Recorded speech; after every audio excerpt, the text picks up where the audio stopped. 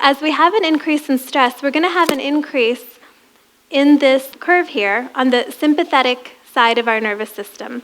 So sympathetic is fight or flight. Parasympathetic, rest or digest. You're going to need that to sleep. So this black curve right here is the normal curve.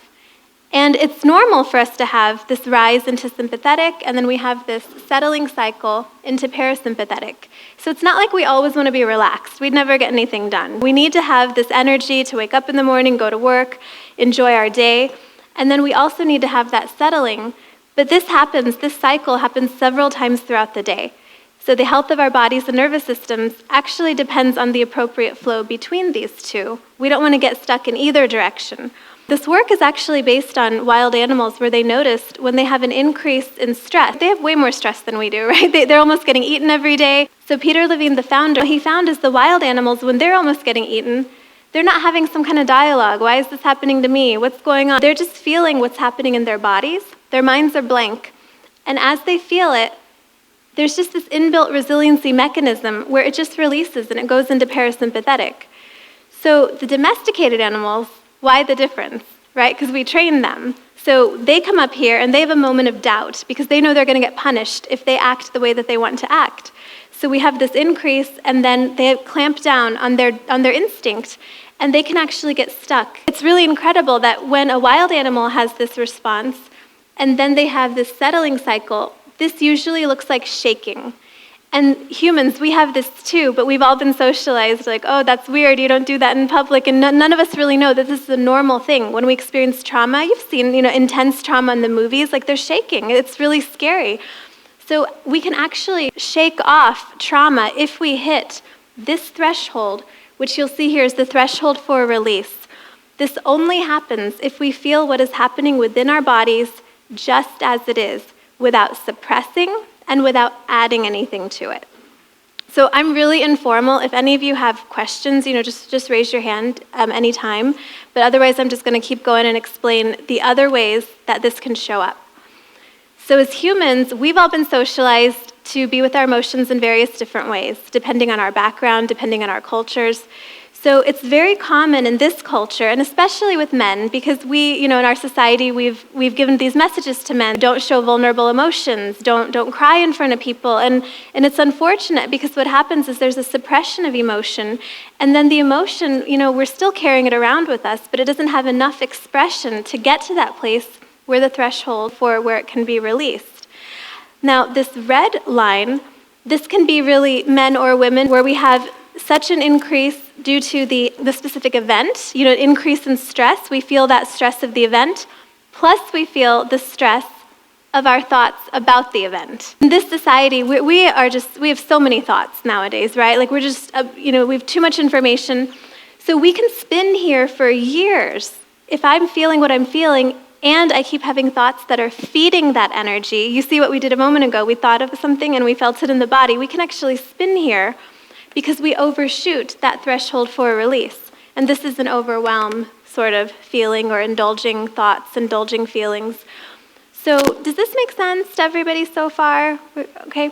So all of this is happening within sympathetic nervous system, the fight or flight. And here we've got the parasympathetic. So we can actually undershoot this curve, and that's going to look more like a lethargic sort of depression. So when I see people who are experiencing this in the office, I notice that they kind of look like this on the couch, like there's just not enough energy within the system. So we'll do some sort of breathing exercises or nutritional approaches or different somatic experiencing work to just get that moved up. Now, this part is the most fascinating to me. If we have this intense level of fear, we go into this deer in headlights sort of phenomenon. We're the prey, we're frozen, and it's called dorsal vagal freeze. Interestingly enough, you can see how this becomes parasympathetic again. It's really interesting how it can shift, because what happens when we get too high of a stress level is our body has this emergency lever, and we just pull it down. And it's kind of like, it feels like we're in a hopeless situation, so the body just wants to conserve energy. So it just clamps that down, and then we could just end up looking like this. And it happens all the time in the office where someone thinks of a trauma that was really bad when they were young, and they just freeze. So based on where people are, I'm going to facilitate differently. So for example, if they're up here and they're frozen, I might just say, oh, freeze, that happens to me all the time. Not to dismiss how they're feeling, but what's keeping us in freeze usually is the fear of freeze. So we don't want to have these thoughts that continue to feed that intensity where they're like, oh my God, this is horrible. So we just feel the freeze, keep the mind blank. As we do it, we stop feeding it, and we just wiggle out of it.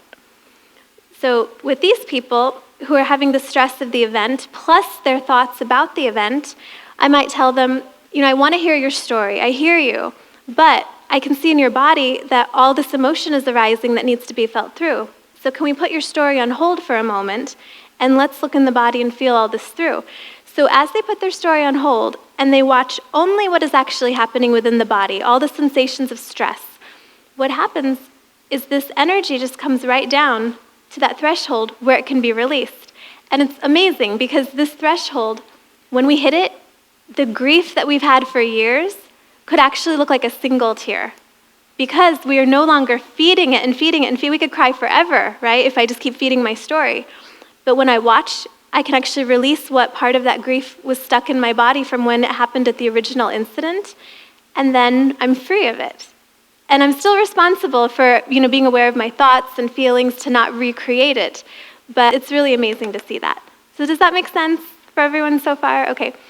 So the suppressed emotions, what I do here, some people, there were a handful of you all who didn't feel it in the body, and that's quite common when we live in a society that's more, productivity oriented. We don't have time to feel. We're told not to feel.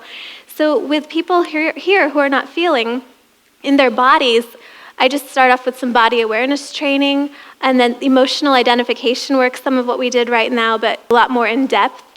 And then I'm going to dig a little bit. Are you sure that's not bugging you? Are you sure you're not feeling such and such way? Because as we can get more in touch with this, we can get more expression, and then it can get to that threshold where it can be released.